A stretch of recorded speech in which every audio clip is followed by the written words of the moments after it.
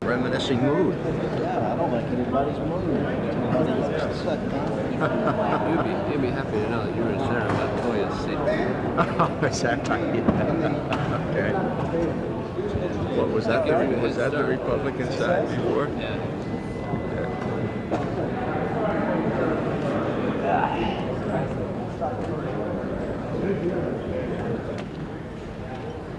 The hearing will please come to order.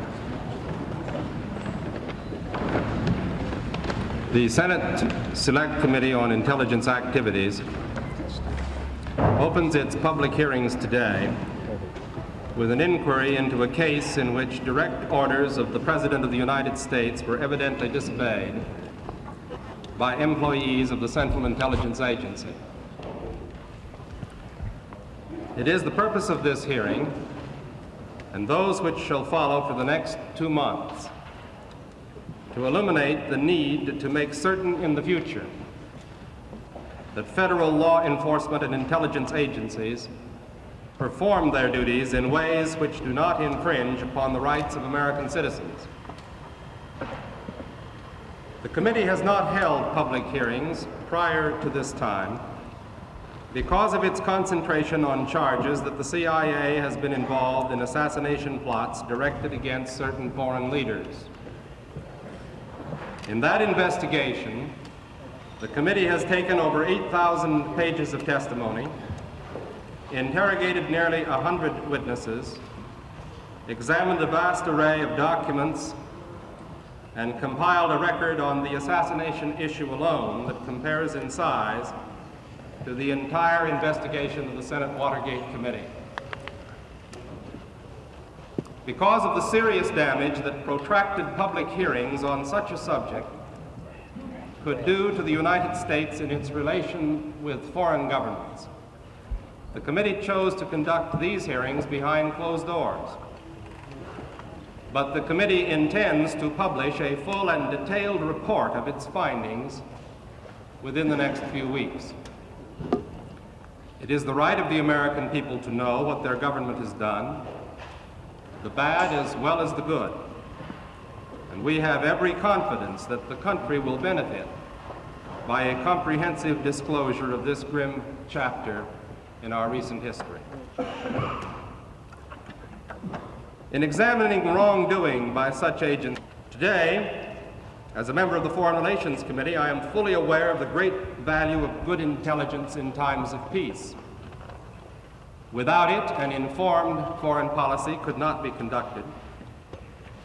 Without it, nuclear arms controls could not be policed. Without it, the United States would be left groping in a dangerous world. At the same time, we must insist that these agencies operate strictly within the law. They were established to spy on foreign governments and to fend off foreign spies. We must know to what degree they have turned their techniques inward to spy on the American people instead. If such unlawful and improper conduct is not exposed and stopped, it could, in time, undermine the very foundations of freedom in our own land.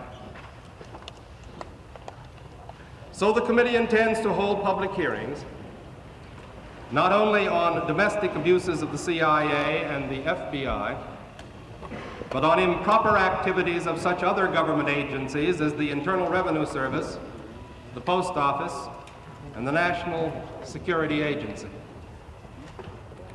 Later in the fall, such opening remarks as he might care to make. Senator Tower. Thank you, Mr. Chairman. You have alluded to, and I think it's important for all of us to keep in mind, the comprehensive nature of this committee's task as mandated by Senate Resolution 21 in this vital area. Since the end of the Second World War, this nation has haltingly and with no small degree of ambivalence sought to ensure its survival by recognizing and legitimizing the role of intelligence in clandestine activity. Of presidents, Congresses, and our judicial system. In the discharge of its responsibilities, this committee has avoided and will continue to avoid the temptation. The intelligence agency advised the committee of its discovery of the toxins which are the subject of today's hearings. The agency was acknowledging its responsibility to affirmatively contribute to the solutions that we all seek. In making this matter a subject for public hearing, it is my hope that we will. These principles are an inherent part of the very fabric of intelligence. They are not and may never be fail-safe. Our task is to examine how well we... Thank you very much, Senator Tower. Now, Mr. Colby, if you will please stand to take the oath. Mr. Stevens, if you would stand too, in the event that you will have any testimony to offer, I'll administer the oath to both of you at the same time. Do you both solemnly swear that all the testimony you will give in these proceedings will be the truth, the whole truth, and nothing but the truth, so help you God? I do. Mr. Colby, I understand you have a short opening statement, and I invite you to read it at this time. I do, Mr. Chairman. I have a prepared statement which has been distributed. I will omit certain elements of it to save a little time, but I think I can cover the main points. Mr. Chairman, this hearing typifies the difficulty of modernizing our approach to intelligence in America. We are biological and chemical warfare. In the later years, the activities dwindled to the point of simply maintaining a stockpile of agents and delivery systems for possible agency use. From its outset, the project was characterized by extreme compartmentation or a high degree of secrecy within CIA itself. Only 2 or 3 agency officers at any time were cleared for access to Fort Detrick activities. Though some CIA-originated documents have been found in the project files, it is clear that only a very limited documentation of activities took place. A major early requirement of the agency was to find a replacement for the standard cyanide L pill issued to agents in hazardous situations during World War II. This was the basis on which eventually we discovered the shellfish toxin.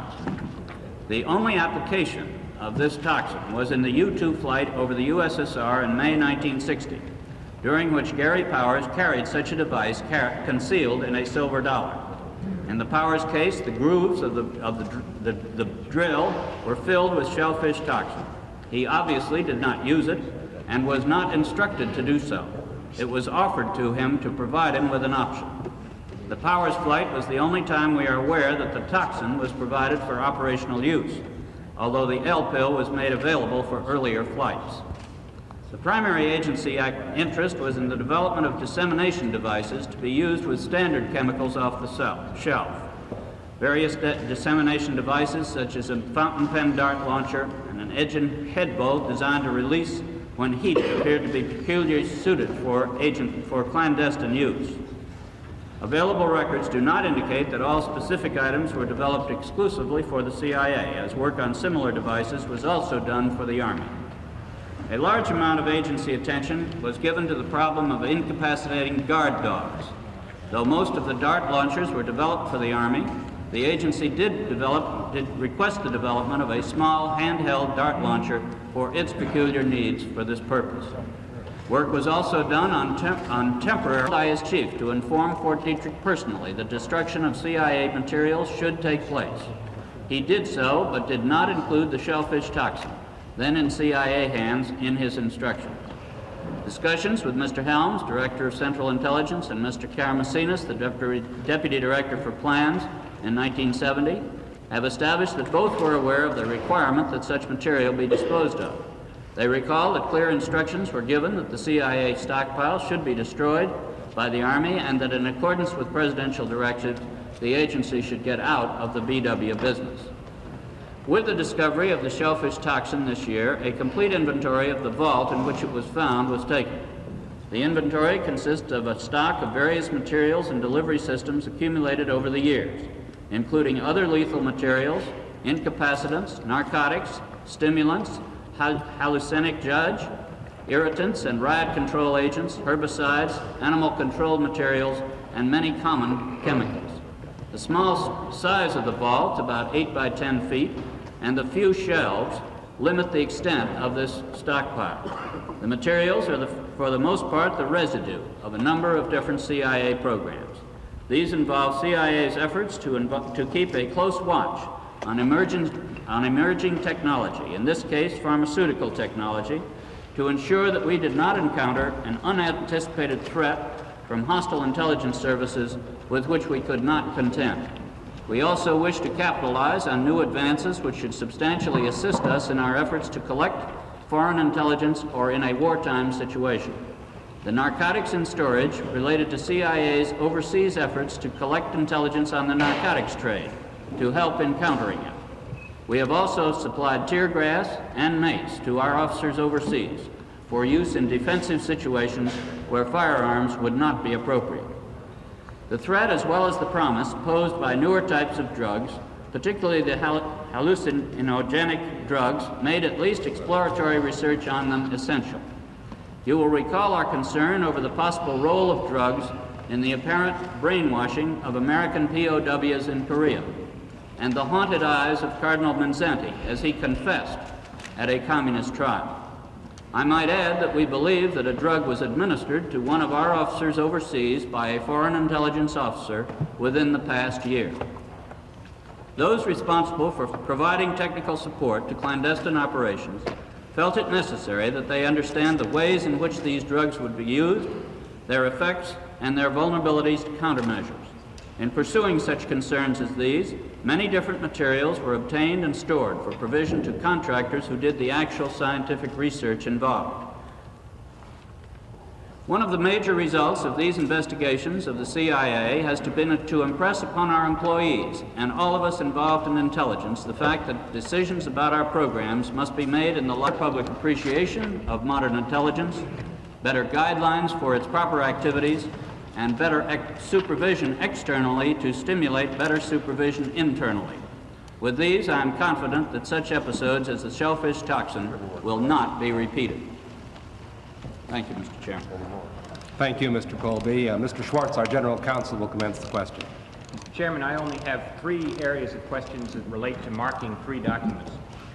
Mr. Colby, at the bottom of page 4 of your statement and running over Predictability of results to be expected under operational conditions. there are some differences between that and what you had in your statement, and in particular, Mr. Colby, there's no mention to defensive purposes, is there?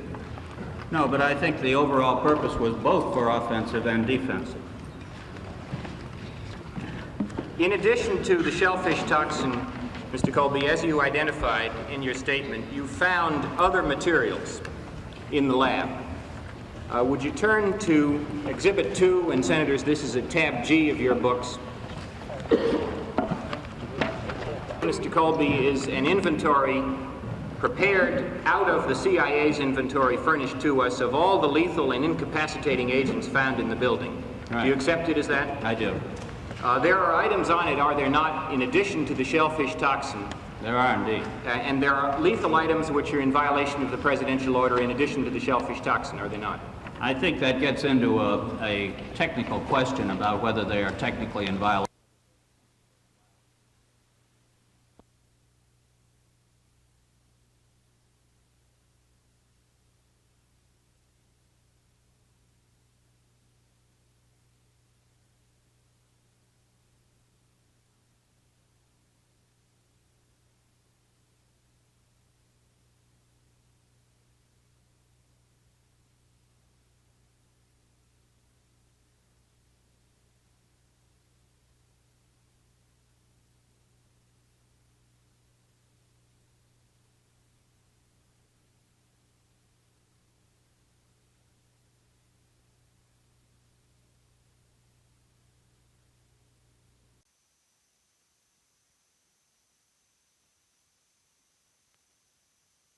Did.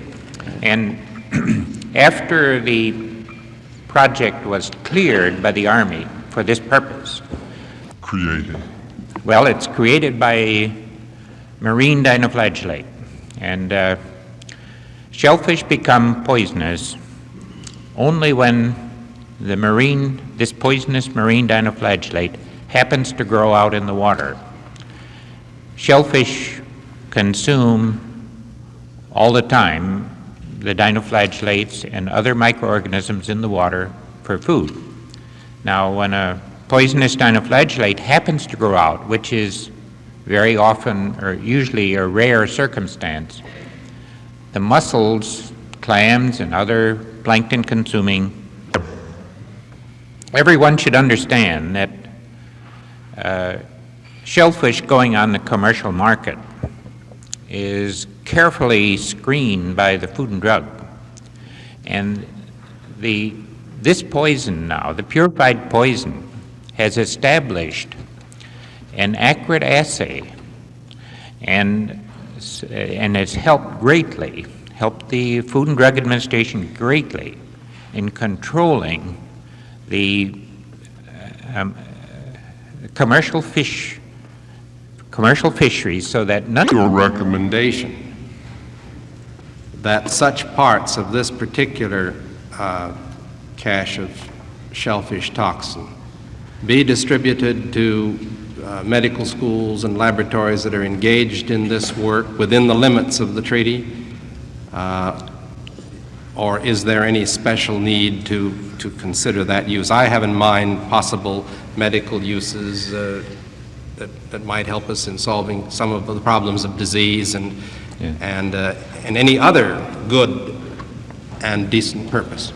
At the present time, we have in the biochemistry department at Madison a NIH grant to study the shellfish poison. Within the past year, we have determined the chemical structure of it, and this is now published in the Journal of the American Chemical Society. We are now in a process of altering the molecule to determine whether we can produce substances of medical interest. One such example might be the possibility of developing local anesthetics from this molecule. And we are in much in need of toxin for this purpose. There are many physiologists throughout the country, and one, of course, we are working with is Dr. Ritchie at Yale University. And I know laboratories like his and others would appreciate very much getting material. I have usually kept the supply of toxin and have supplied it to many laboratories throughout the world, as I had mentioned before. I would continue to do that if I had the supply. And I must assure everyone that we are putting it to good medical use. Yes. And we're not doing anything else with it other than medical applications.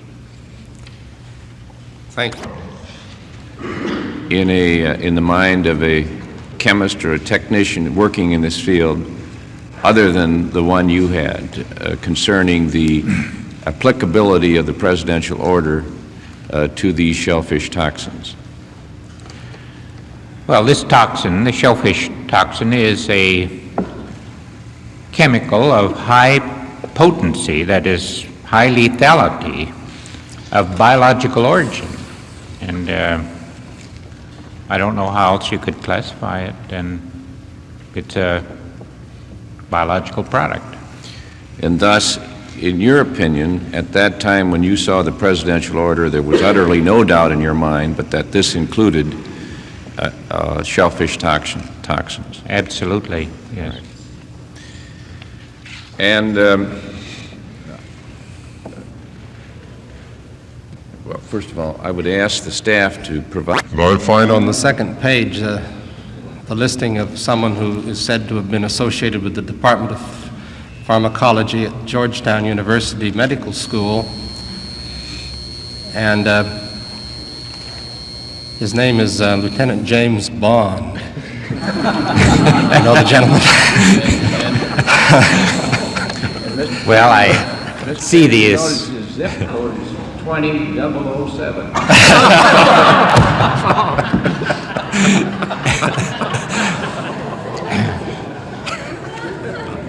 I'm sorry I missed that at the time. There's also a Dr. Colbert, C-O-B-E-R-T, if that's Do you know any of these gentlemen? Do you know James Bond?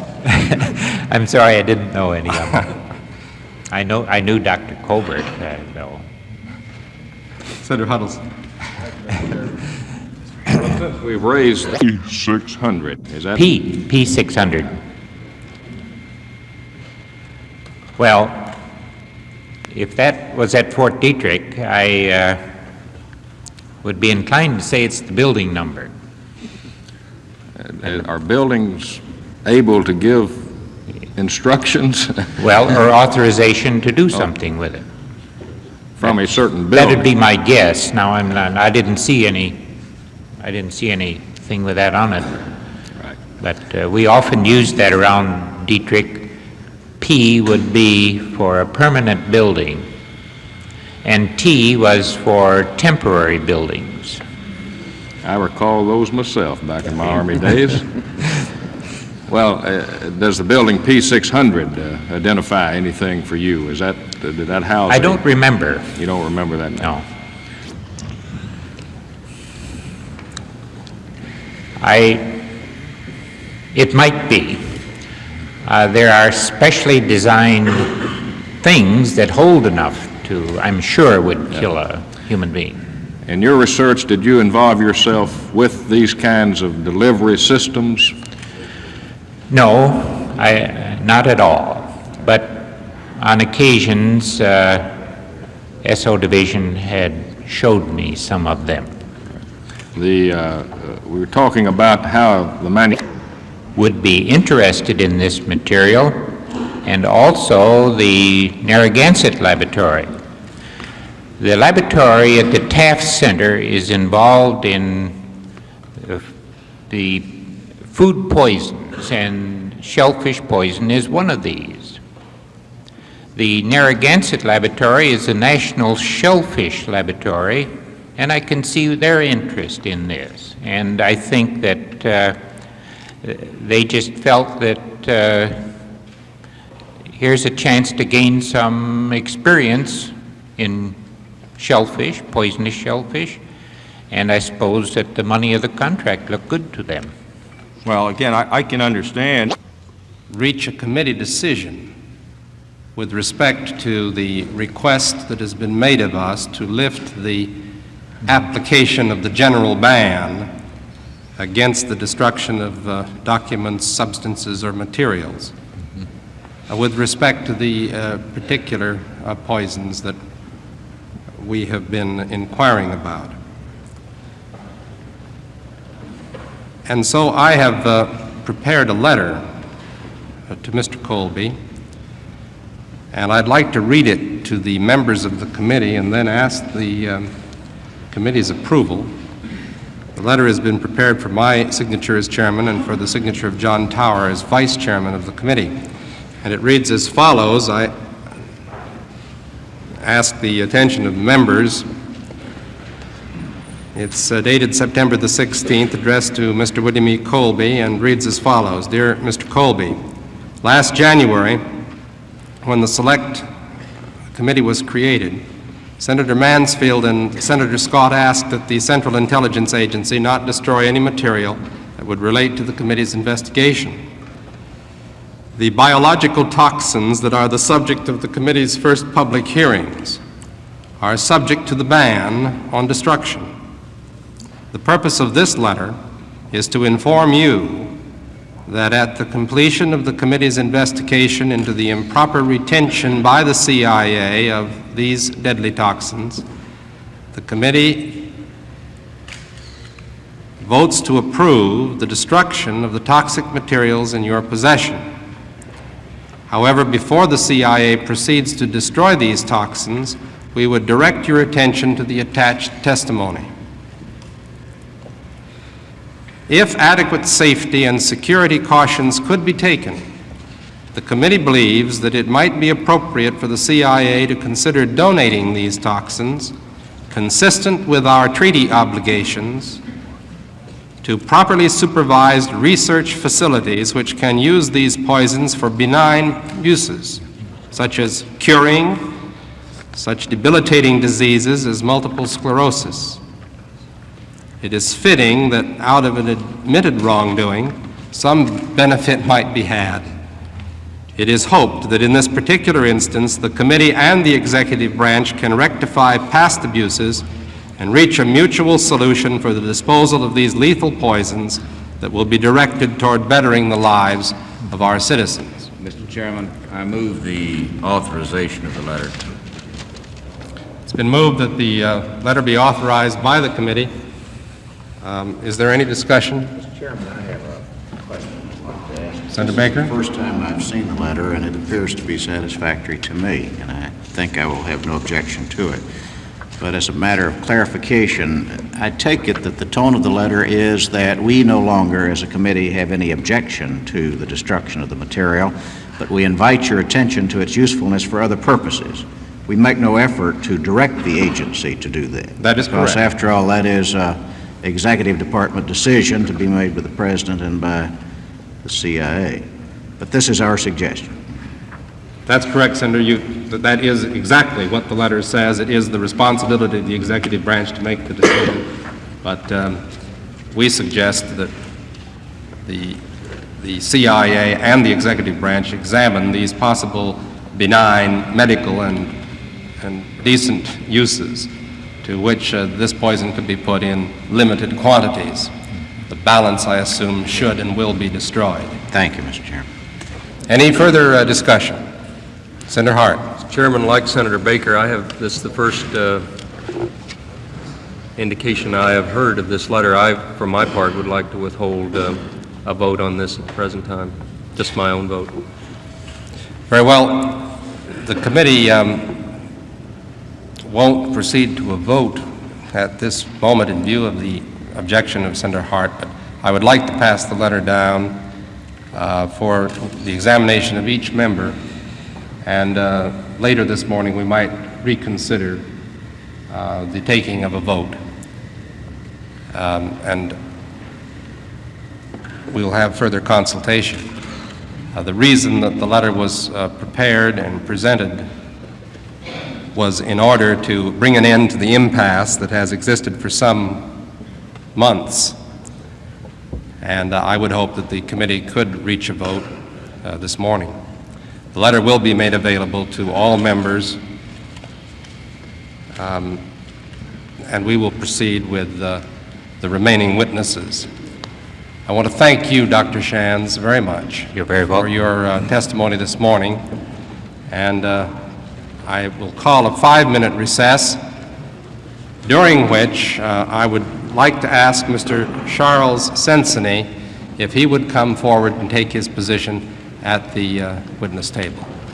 The committee is recessed for 5 minutes.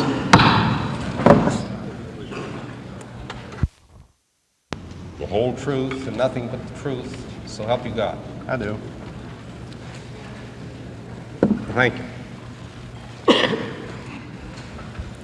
After a while, not when I first went with that SO division, but it came apparent later. Yeah. Now, did they use a false name to describe themselves, the CIA people? Staff Support Group. And that was a false name, was it not? And it was also, you asked another question earlier this morning, at least someone did. P600 was their funding citation. P600 was their funding citation? That's correct. And the Staff Support Group was a false name, and who was it designed to mislead? I don't know. Is that a name that sounds like an Army group? Well, you would have thought so to begin, because the first two that I were aware of were a colonel in the Air Force and a colonel in the Army. Looked like a Army support group of some sort at the start. So both the name and the personnel made it look as if it was an Army group, even though in fact it were CIA personnel. I have nothing further, Mr. Chairman. Mr. Smothers? But they had some for surveillance purposes. They conduct heat, moisture test, cold test, and so forth to see what would happen to the projectile in its coated state. These were returned, and what happened was that there was a reaction between the agent and the metal to the point that it cemented the projectile inside the cartridge, and there was no way that this could be used at that time. Now, this was good information to us because it told us that we should change that metal, and we did, and changed it from what it was originally to platinum. Platinum was something that was seemed to be okay with the use of muscle poison. Is it your testimony then that the only darts they had were tested by the agency and then returned to you? That's correct. Is it your further testimony that they did not subsequently ask you for a stockpile of poison darts? Not of that type. Well then, did they have, my question, Mr. Simpson, comes down to the wherewithal to utilize this dart launcher against humans? No, they asked for modification to use against a dog. Now, these were actually given to them, and they were actually expended because we got all the hardware back. By a dog, the projectile had to be made many times bigger. It was almost the size of a .22 cartridge, but it carried a chemical compound known as 4640. Then their interest was in dog incapacitants. Right. No further questions, Mr. Chairman. Delivery of these toxins to the CIA warehouses here in Washington. Well, I would look at it this way. We were prepared to actually destroy everything. However, much of the material that was stored in SO Division was being stored there for another agency. It didn't belong to the Department of Defense. Belonged to the CIA? That's correct. Right. Now, did you participate in discussions as to how that should be dealt with? No. Did you participate in discussions as to what should happen to the DOD-owned toxins? Not really. I really don't know what happened. What do you mean by not really? Did you participate in any discussions? Did you listen in on discussions concerning the disposition of those toxins? For instance, Dr. Sean said he got 100 milligrams. I didn't even know that happened, but so we did. Did you participate in or listen in on or were you aware of any discussions about the dispositions of these toxins, either those on assignment from the CIA or the toxins, shellfish toxins owned by the DOD? Well, at that time, I guess it's sitting close to 70 at that time? There was very few people left in the SO Division. I was one of them that happened to be there.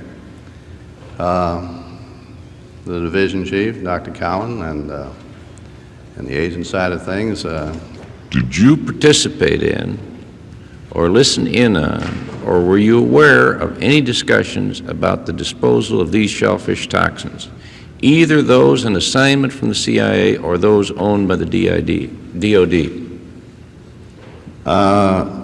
Will you restate your question in this context of aware to who? No, any discussions about from where to who at all? Well, for instance, I knew none of the negotiations, say, between SO Division and the CIA and their decision to do what they did. Well, what I was discussion? told to do certain things, which I did. And what were you told to do with those toxins? I wasn't told to do anything with the toxins, sir. I was told to give the development display. No, I'm just talking about the toxins. Did you participate in, did you listen in on, or were you aware of any discussions relating to the disposition of those shellfish toxins, whether on assignment from the CIA or owned by the DOD? Yes. All right, and what were they?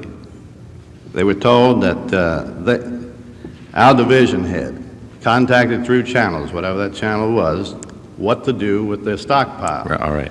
They came back to say that they wanted the development type prototypes plus saving TZ. That's the only thing in the stockpile they wanted. TZ is shellfish toxin? That's correct. All right, and then what were you told, what was the discussion about TZ toxin or shellfish toxin? It was prepared for delivery to them. They wanted it back. In other words, you were told that an order was given that the CIA wanted their shellfish toxin back.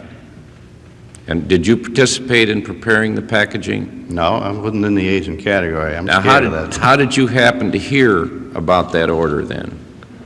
It was only Wally Paneer and myself and Dr. Cowan about in that area at the time.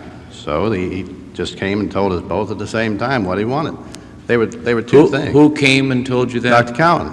Dr. Cowan. He said, get this toxin ready for shipment back to the CIA. He told that to Mr. Paneer. He didn't tell it to me. But, all right. And then what other discussions did you hear concerning the disposition of these toxins?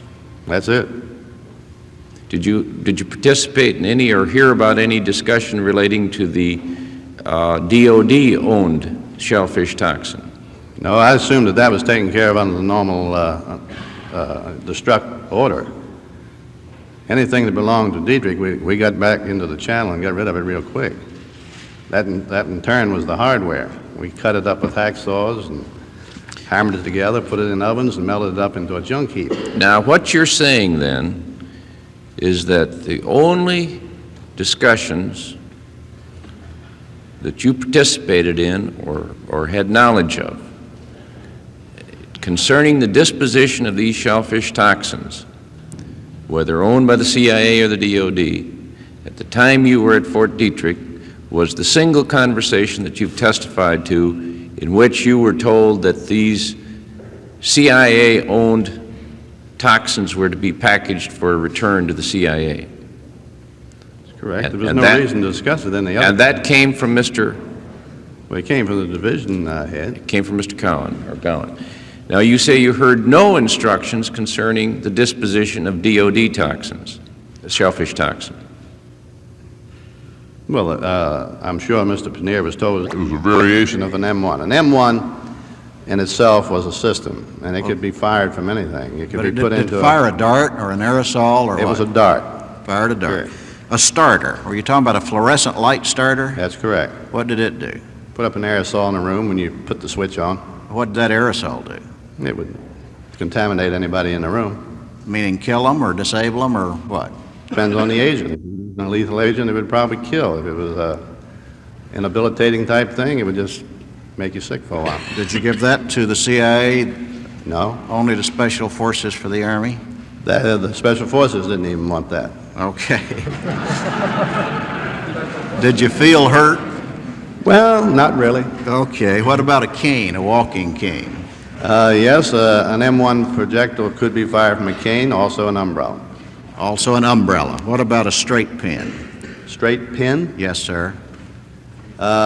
We made a straight pin in out of a branch. I didn't make it, but I know it was made, and it was used by one Mr. Powers on his U-2 mission. Well, it, as a matter of fact, was not used by Mr. Powers. Well, he didn't use it, but he had it. Let's put it that way. And if, let's see, buttons. I noticed in the testimony some reference to buttons. What kind of buttons are you speaking of? You could make a button from biological material, compress it in such a way that you could actually put it on your shirt or your coat, button it up, and you could walk into another country with a starter for coming up with a biological agent. Did you ever do anything about cigars? Did you ever try to impregnate a cigar with a biological agent? I didn't, no. Do you know of any such? Not really. That was not done in your department, then, if it was done at all. No, that would be too easy. I don't think we would have fooled with that one. You don't think that would have been a good technique? Huh?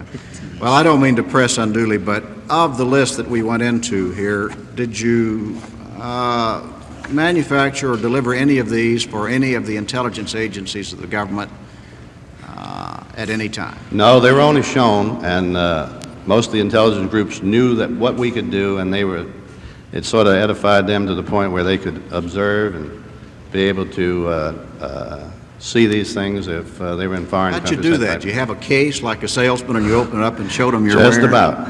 Yeah. Where did you do that? Mainly it was done at our division, of course. Did you send out invitations or what? They usually invited themselves somehow. I don't know how all this worked, but they showed up.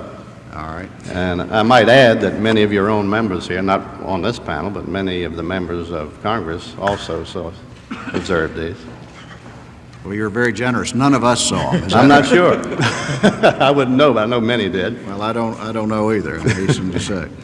Was the toxin program or the chemical biological agent program necessary, in your judgment, for the utilization of the exotic devices that you've described to us? Were these poisons from shellfish, from cobra venom and the like, were they an adjunct to and a part of these exotic devices like your straight pen, your fountain pen, the starter, and the like? Did you use these poisons in those devices? No, not shellfish. I think you've got a misnomer between poison. The biological material itself is not a poison in my estimation. Yes, shellfish poison is. That is a poison, shellfish. Well, the others are biological agents, and such as, say, anthrax, tularemia, that type of thing. The only thing that you mentioned there that could be used with shellfish poison are the dart type things. The rest used biological powders. Last question, and my time has expired, Mr. Senseney. Do you know of any records of this program that have been... I couldn't tell you whether they've been destroyed or kept intact. I know when the division closed, a lot of stuff was sent, they told us, to Kansas City. If I want... Baker as to the